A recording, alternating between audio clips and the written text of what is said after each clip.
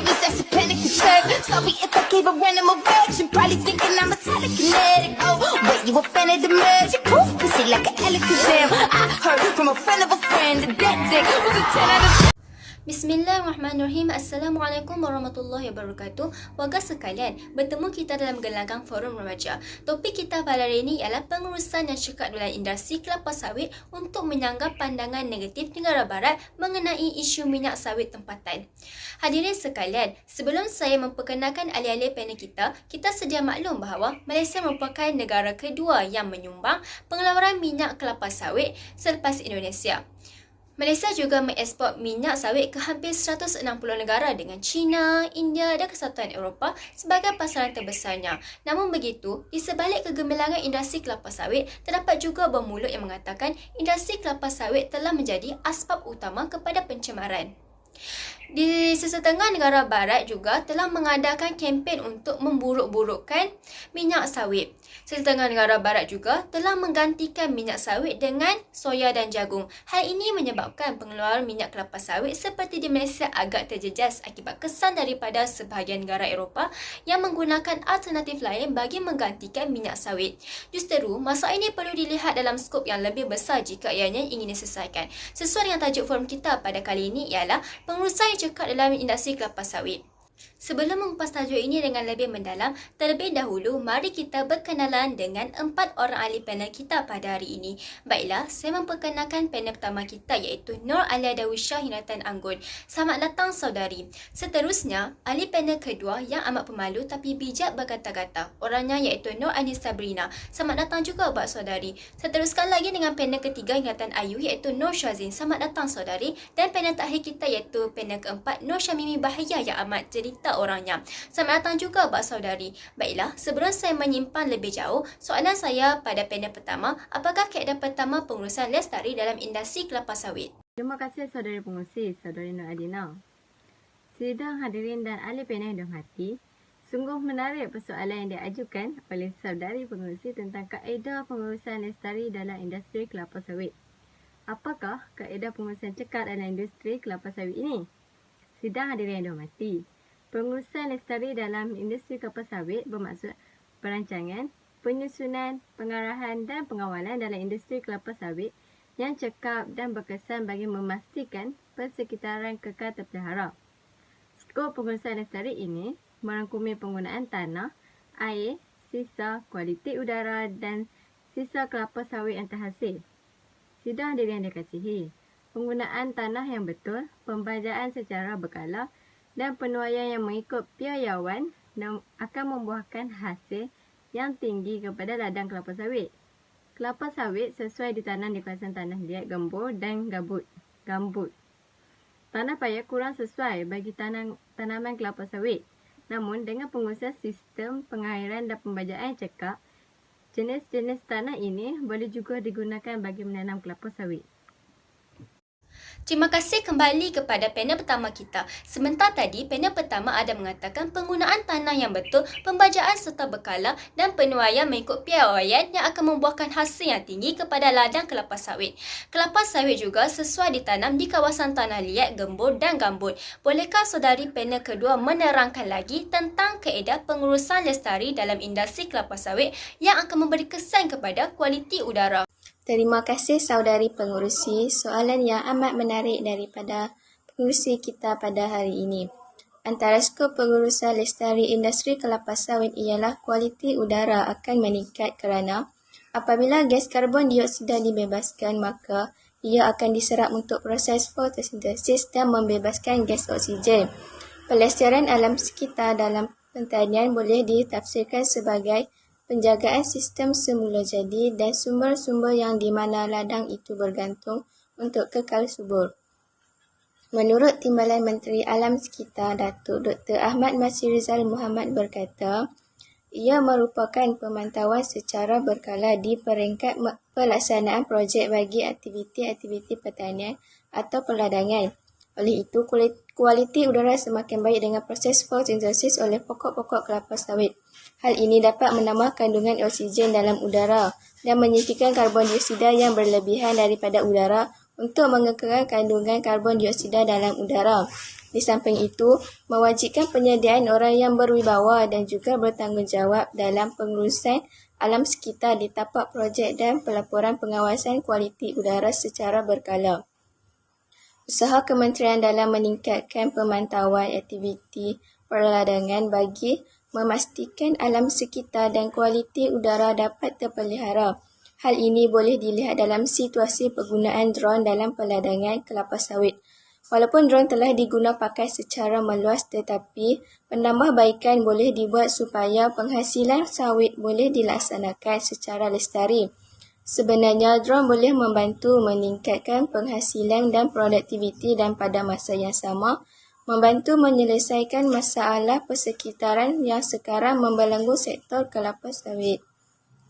Sebagai contoh, proses penjanaan tanah turut memainkan peranan dalam mengekalkan kualiti udara. Spesies tumbuhan bertindak membersih udara dan mengawal kandungan atmosfera, mengitas semula keperluan oksigen dan menapis partikel-partikel berbahaya yang terhasil daripada aktiviti-aktiviti industri.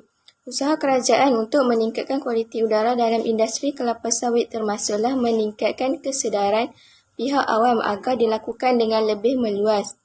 Keseimbangan pembangunan alam sekitar perlu diutama. Dengan adanya kualiti udara yang baik, maka persekitaran ladang kelapa sawit akan sentiasa bersih. Namun begitu, terdapat juga pandangan negatif dari negara barat yang menyatakan bahawa pembakaran yang melibatkan kelapa sawit menyebabkan pencemaran udara seperti jerebu. Oleh itu, langkah mencegah pencemaran udara, semua syarikat telah mematuhi piawai pertanian yang mampan dan tidak adil untuk menunding jari terhadap industri kelapa sawit apabila jerebu berlaku kerana kebakaran hutan. Kadang-kala ada pekebun kecil yang melakukan pembakaran terbuka dan bukan pekebun kecil kelapa sawit atau mungkin di kampung lain yang terlibat.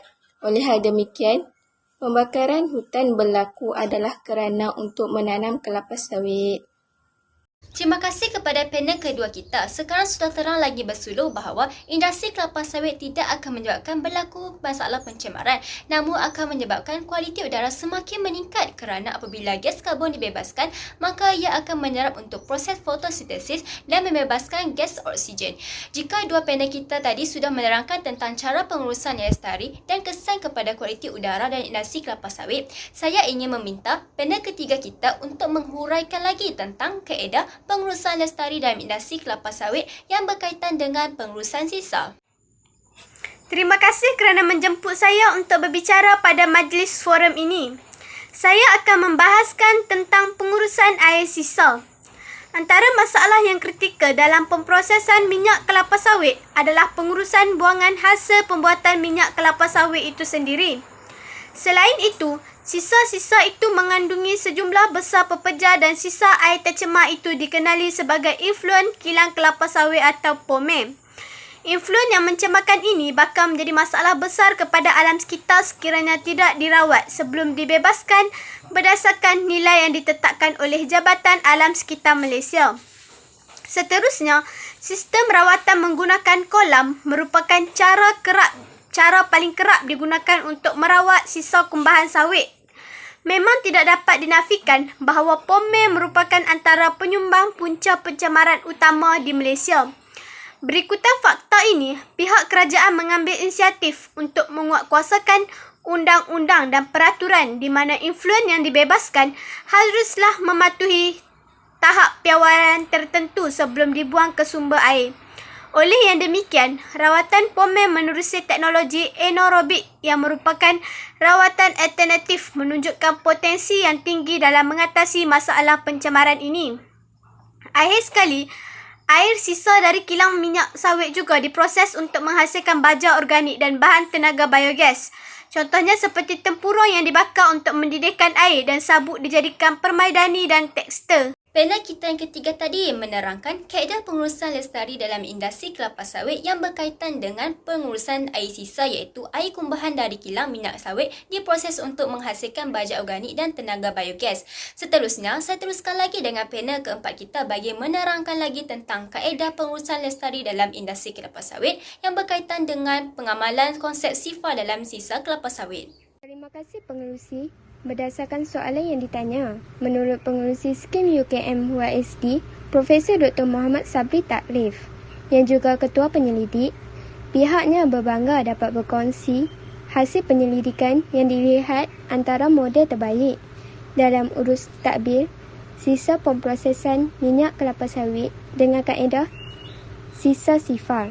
Ini demikian kerana katanya, meskipun ketika ini kapasiti model atau loji rintis hanya dibina bagi tujuan kajian, penemuan terpenting iaitu setiap elemen daripada sisa pemprosesan sawit mempunyai potensi untuk kegunaan lain seperti dalam pertanian dan sebagai sumber tenaga baru.